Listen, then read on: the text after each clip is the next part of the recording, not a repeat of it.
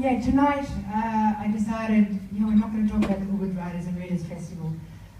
We're going to talk about food, and certainly as a restaurateur, many people ask me, so where do I eat in Ubud? Where's the best place to eat in Ubud? And I always say, Casaluna!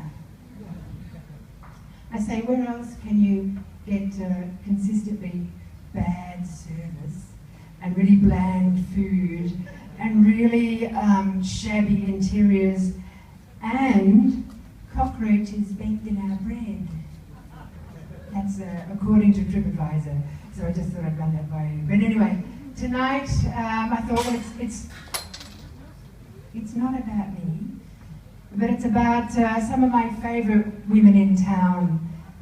Certainly, I'm taking you sort of down memory lane, and I'd like to pay homage to some of the women that certainly were part of my early years in Ubud, that I truly, truly believe created the culinary profile of Ubud.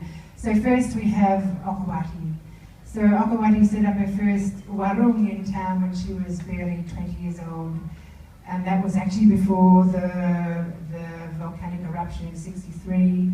That was before the communist coup. And from there, she grew her warung, which is in Jalan Sueta. And from there, she set up Okawati's restaurant, which is in the rice fields just behind us.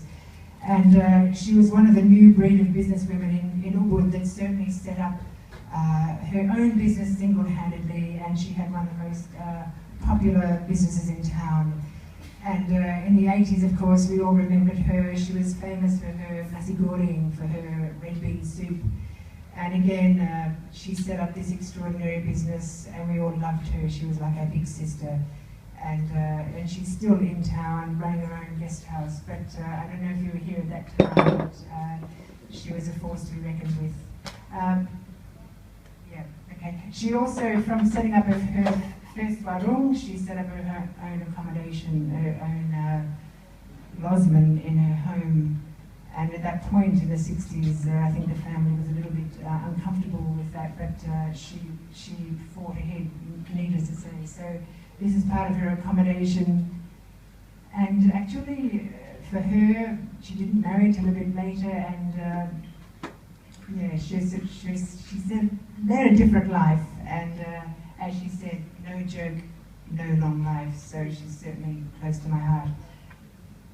Next we have Ibu Chandri. I don't know if you know Ibu Chandri, and if you don't, that's a shame, because for me she's one of the greatest women in Ubud. She set up her own guest house, her own restaurant after the communist coup. Her own husband was executed at that time, and when that happened she had 5 small children, and as she said, we had to find a way to survive, we had to eat.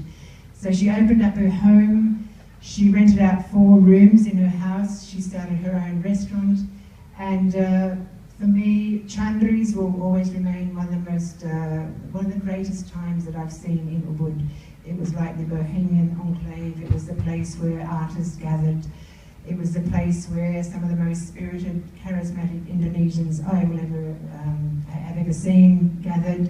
Armawa, Silvio Santoso, Pranoto, great nights. We played chess, they played music, and the thing about Chandri's was the locals were there with the tourists, and we were all there because of Chandri. It was because of her that we were there. We loved her. She was like our mother.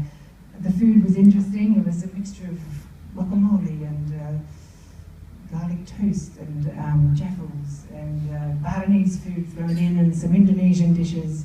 But actually, it really wasn't about the food.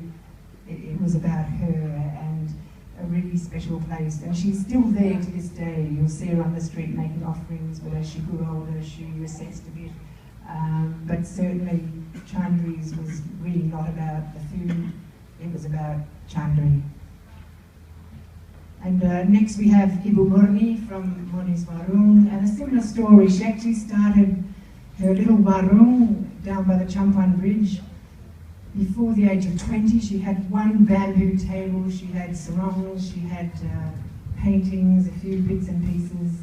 And from there it grew into chilled drinks And then from there, some food. She said, hey, I was never a chef, but it was that supply and demand situation. And from there into the 80s, it became Murni's Warung. At that point, I think she had an American husband. And some of my fondest memories during the day was at Murni's Warung, down below by the river. I would be there with my husband, Katut, and he'd tell us all sorts of mystical tales about Bali, because in those days, people came to Bali to learn about the Balinese. They learned offering making, they learned dancing, they learned gamelan, they learned the language. They were all at the temple learning what it was to be Balinese. So it was, for me, a very special time. But beyond that, Murni, of course, was famous for her brownies and her apple pie taught to her by her American husband. But for me, she's one of the most special women in town. She's from my banja, so when there's ceremonies, I get to hang out with Murni. And of course, now she has her own little artifacts and other shops that sell her bits and pieces. But she single-handedly set up her business as a young woman, despite the odds, because many of them have slightly tragic stories, but they pioneered and they ploughed forth and created these extraordinary businesses. And I bet you don't know that that's Ibu Oka. Behind Ibu Oka, Babi Guling, suckling pig. And you can see that she's fearless.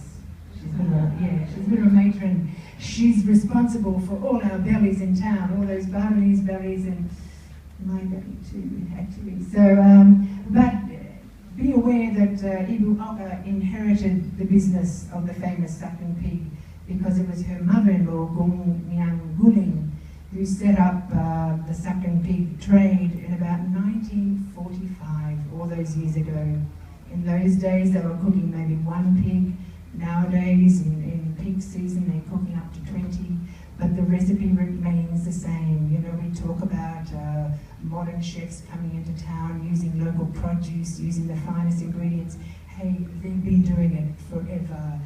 They're using freshly made coconut oil. They're using coconut wood to cook the pig. And the recipe hasn't changed. They're using all the lovely local spices. They're using aromatics.